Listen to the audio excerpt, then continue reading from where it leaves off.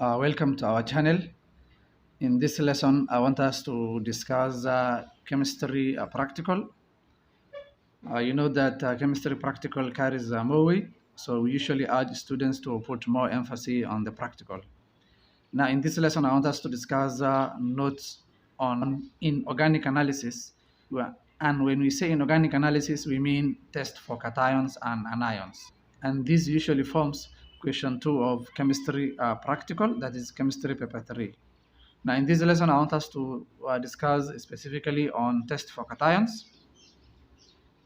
Now, remember, cations are positively charged particles. For you to test cations, there are reagents that you are required to use. Number one, potassium iodide, and the formula of potassium iodide is Ki. You can also use hydrogen peroxide. The formula of hydrogen peroxide is H2O2. You can also use sodium chloride, that is NaCl, or dilute hydrochloric acid, that is HCl. You can also use sodium sulfate, that is Na2SO4, or dilute sulfuric 6 acid, which is H2SO4. Or you can use sodium hydroxide solution, which is the major reagent.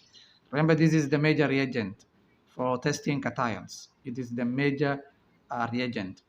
We can also use aqueous ammonia. And aqueous ammonia, we also call it ammonium hydroxide, okay? Again, this is a major reagent. Then we also have sodium carbonate. Now, under each reagent, you need to know the expected observation and the inference. Now, to start with, we have potassium iodide. Now, potassium iodide is used to test presence of lead-2 ions. Now, how does the sample procedure look like? You are told to a sample solution, you add 3 drops of potassium iodide. Now, if that sample is suspected to contain lead-2 ions, then you get a positive result, which is yellow precipitate is formed. So if you get yellow precipitate, then the inference conclusion is lead-2 ions present. But if you get a negative observation, which is no yellow precipitate, it means now absence of lead-2 ions. The other reagent that you can use to test for cation is hydrogen peroxide. This one is used to test presence of ion 2 ions. Procedure: to a sample solution, you add not 2 to 3, you add 3 drops of hydrogen peroxide. If in that sample there is ion 2 ion, you get a positive result, which is a pale green solution changes to yellow. The inference becomes ion 2 ions present. But if the pale green color of the solution retains, it means absence of ion 2 ions. The other reagent is sodium chloride, or you can use dilute hydrochloric acid.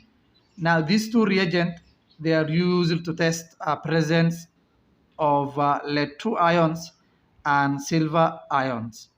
A sample procedure: to a sample solution, you add not 2 to 3, you add 3 drops of either sodium chloride solution or dilute hydrochloric acid.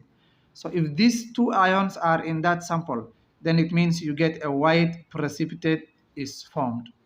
So the inference now becomes either lead-2 ion or silver ions present. We use either. Okay? We don't say lead-2 ion and silver ion, because we are analyzing. So at the end of the day, one of them is present, not all of them. Now, if you get a negative result, that is no white precipitate is formed, then it means now both of them are absent. So we say absence of lead-2. So here it is not or. So here we say comma. Okay? So if you get